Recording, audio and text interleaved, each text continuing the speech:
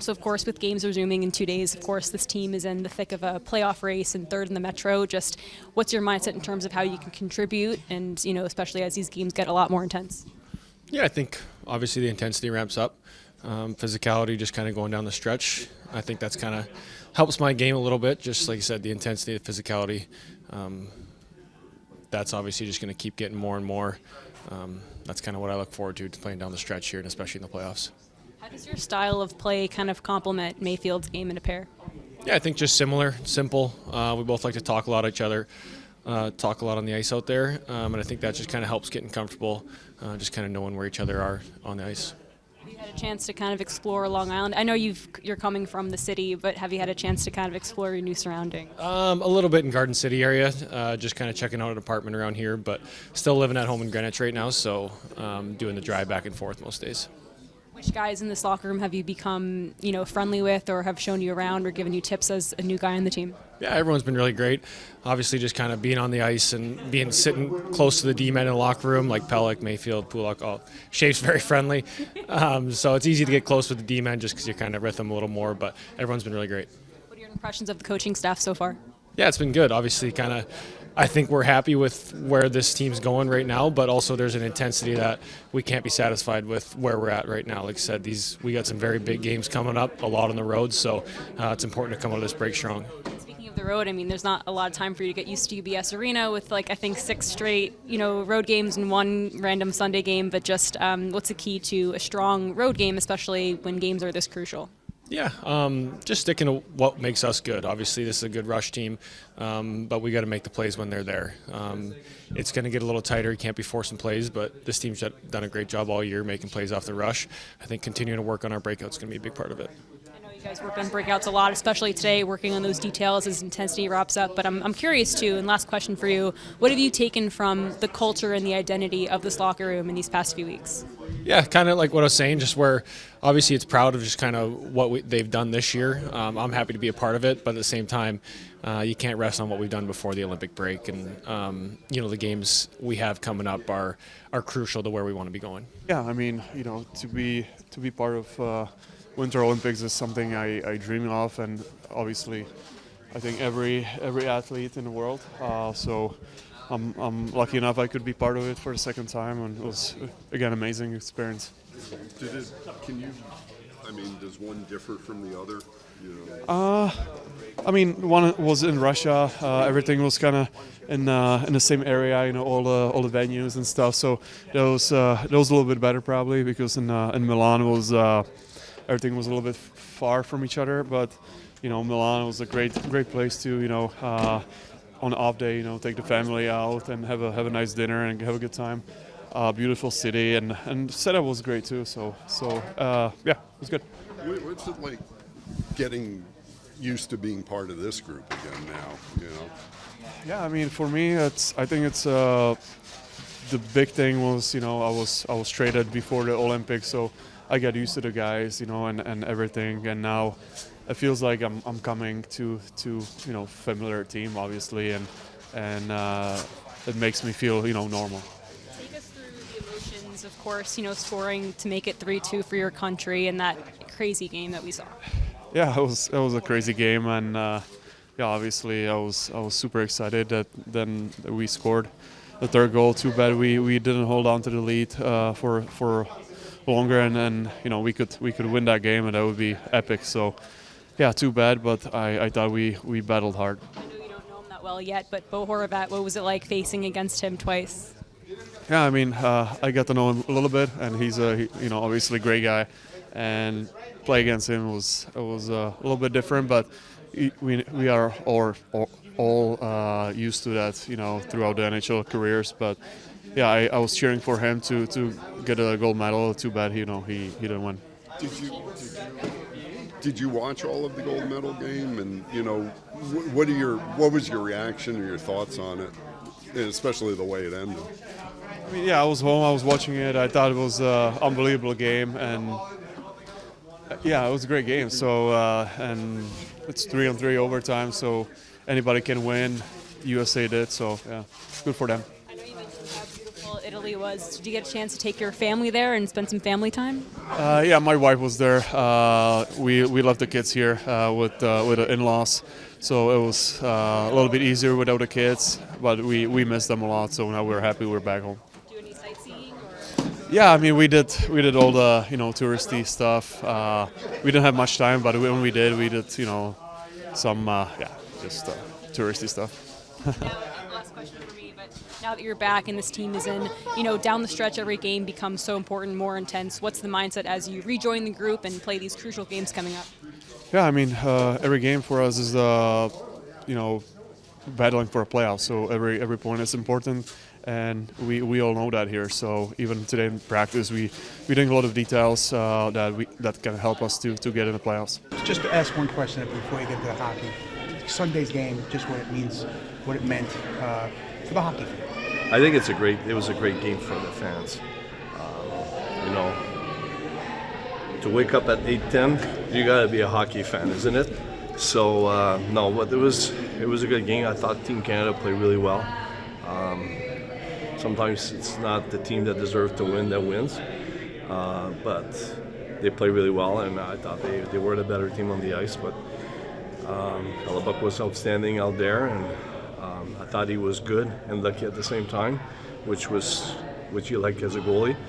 But that was, I think, for our game, this is outstanding. Obviously, you got to coach Brock, just to see him win a gold, especially with his family legacy.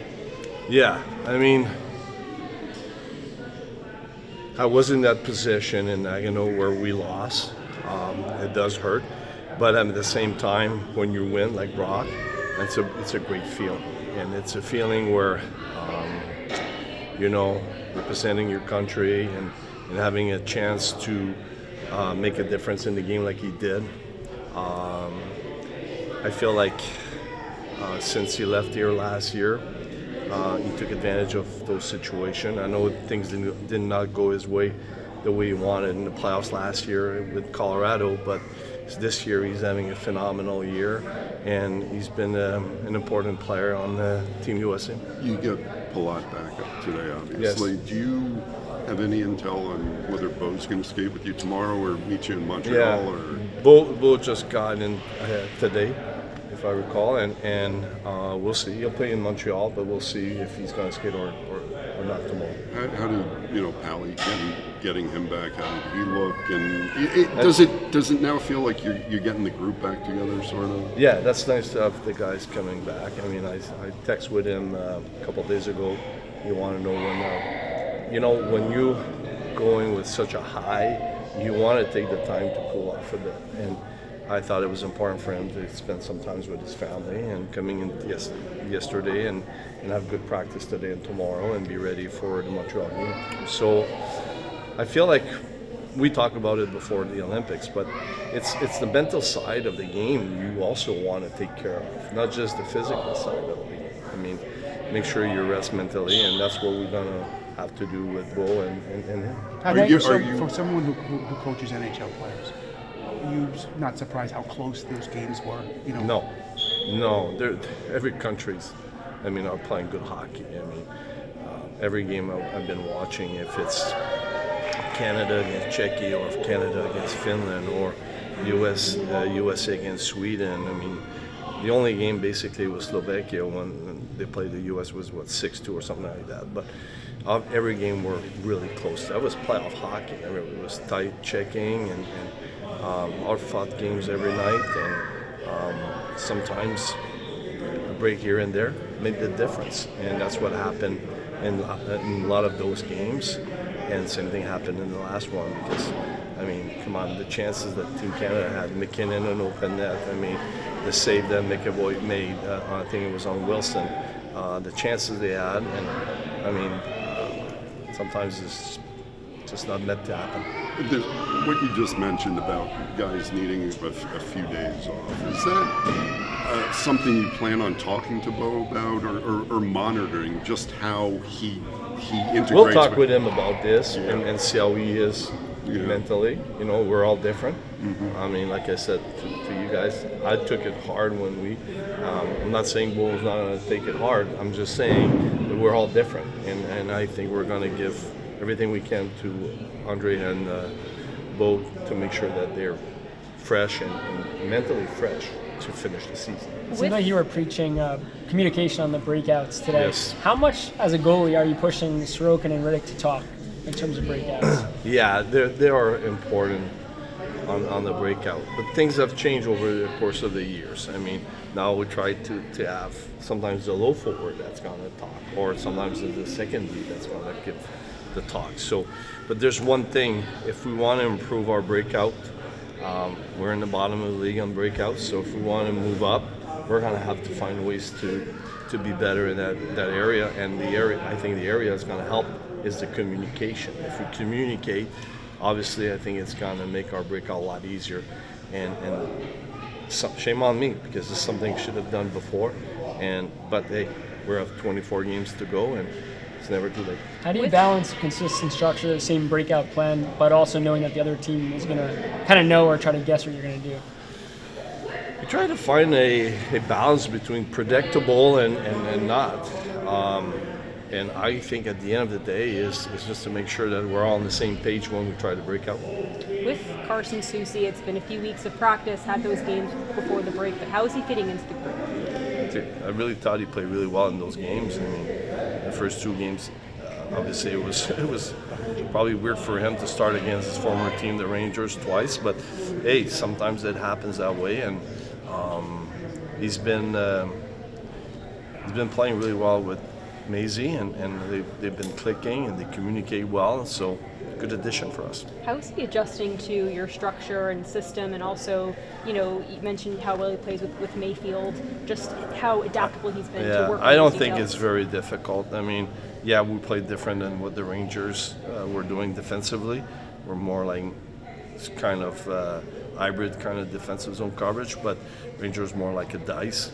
But I mean, I think the players today, I mean, they adjusted pretty much everything pretty easy because they played whatever it is at some point in their career. Obviously, you're without Horvat, but how important was it to work on the power play today? Actually, it was supposed to be like this yesterday and for the next 3 days, but unfortunately, I mean, what happened yesterday. But yeah, you know what? I don't look behind, I look ahead. So, I mean, today was good to practice the power play. We're going to do it again tomorrow, and we're doing it pretty much regular basic during the season. So just to get the timing back and on the breakout, on the forecheck, PK forecheck, power play breakout in the zone, what are we looking for options on and on. So it was good to try that. I mean, work at it today. When you work on stuff like that, and Bo, who's obviously going to be a big part of the power play, is not here, do you like send him some video clips of what you No. did? No? No, You just, Bo knows what he has to do. okay, no, I was No, just curious. he knows his role, and Yeah. I think it's more the timing more than anything else than the structure. The structure hasn't really changed a lot. It's about positioning and the timing. I mean, find the open space and stuff like this. So.